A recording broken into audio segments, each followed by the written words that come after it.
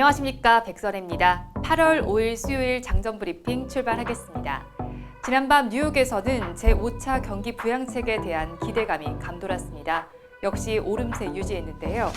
뉴욕 3대 지수는 일제히 올랐습니다. 자세한 지수 상황 살펴보겠습니다. 블루칩 클럽인 다우 지수는 0.62% 상승한 26,828선에 마감했고요.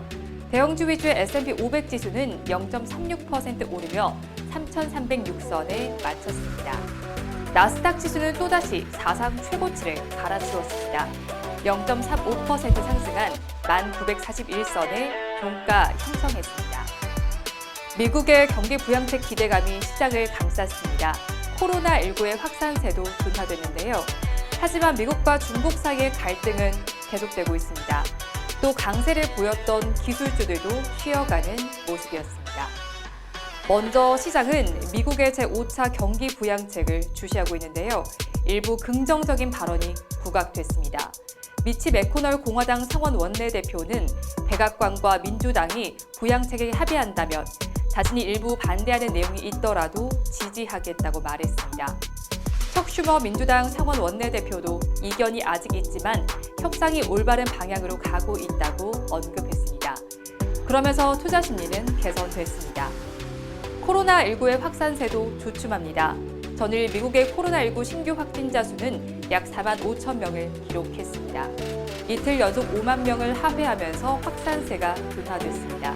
이 점도 시장에 긍정적으로 작용했습니다.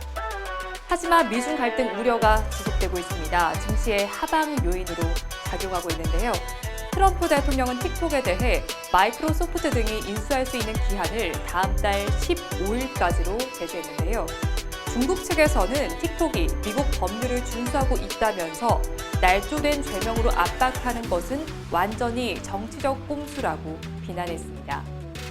최근 증시의 강세를 이끌었던 주요 기술주들은 조정을 받았습니다. 전일 5% 넘게 급등했던 마이크로소프트가 소폭 하락했고요.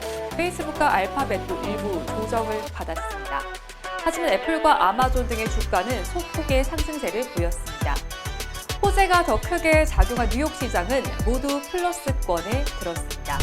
이어서 뉴스 체크해 보겠습니다. 첫 소식입니다. 지난 6월 미국의 공장제 수주 실적이 반등했습니다. 공장제 수주는 제조업 분야에서 신규 구매 수주, 총액 견화를 측정하는데요.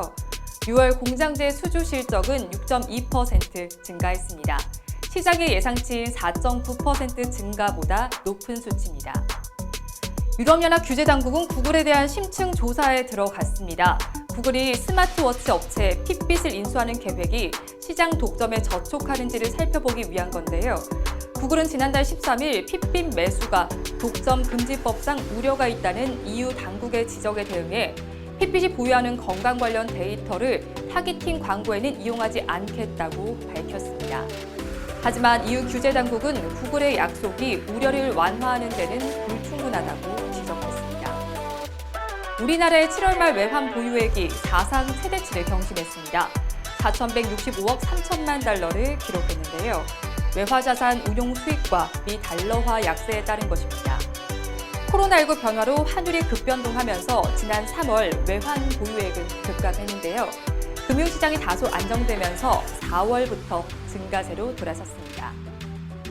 한미약품이 1조 원대 기술 수출에 성공했습니다.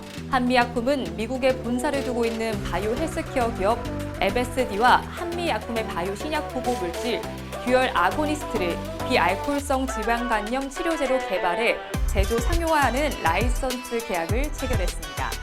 이번 계약으로 MSD는 우리나라를 제외한 전 세계에서 듀얼 아고니스트의 개발, 제조, 상업화에 대한 독점적 권리를 확보하게 됩니다.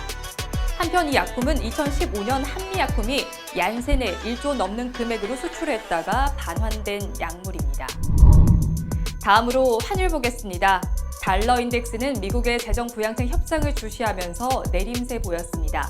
28센트 하락한 93달러 25센트에 마감했습니다. 원달러 환율은 70전 오른 1,194원 10전에 마쳤습니다. 끝으로 오늘 이슈앤 테마입니다. 삼성전자가 오늘 온라인을 통해 갤럭시 언팩 행사를 개최합니다. 모두 5종류의 신제품이 공개될 예정인데요. 코로나19 사태로 오프라인 행사 없이 온라인으로 진행합니다. 사상 처음으로 진행되는 온라인 언팩에 관심이 집중되고 있습니다. 오늘부터 데이터 3법이 시행됩니다. 데이터 3법은 개인정보보호법, 정보통신망법, 신용정보법 개정안을 일컫는데요. 그간 개인정보 보호에 관한 법이 소관 부처별로 나뉘어져 있었습니다. 때문에 불필요한 중복 규제가 있었는데요. 4차 산업혁명 시대에 맞춰 중복 규제를 없애고 개인과 기업이 정보를 활용할 수 있는 폭을 넓히기 위해 마련됐습니다. 우리 시간으로 오늘 오후 미국에서는 여러 지표들을 발표합니다. 7월 ADP 취업자 변동, ISM 비제조업 지수 등이 발표되는데요. ADP 전미 고용 보고서는 정보 데이터보다 이틀 먼저 발표되는 선행 지표입니다. ISM 비제조업 지수는 미국 경제의 90%를 담당하는 비제조업 부문의 경기를 반영하는 중요한 지표입니다. 삼성전자가 갤럭시 언팩 행사를 진행합니다. 휴대폰 부품, 폴더블폰 등 관련주들의 변동성이 예상됩니다. 데이터 3법이 시행되면서 위세 하이텍, 웹캐시, 나이스 평가 정보가 움직일 것으로 보입니다. 한편 오늘 정오에는 6월 온라인 쇼핑 동향이 발표될 예정입니다. 함께 참고하시기 바랍니다. 오늘 장 어떻게 흘러갈지 이어지는 방송으로 확인해 보시기 바랍니다. 함께해 주신 여러분 고맙습니다.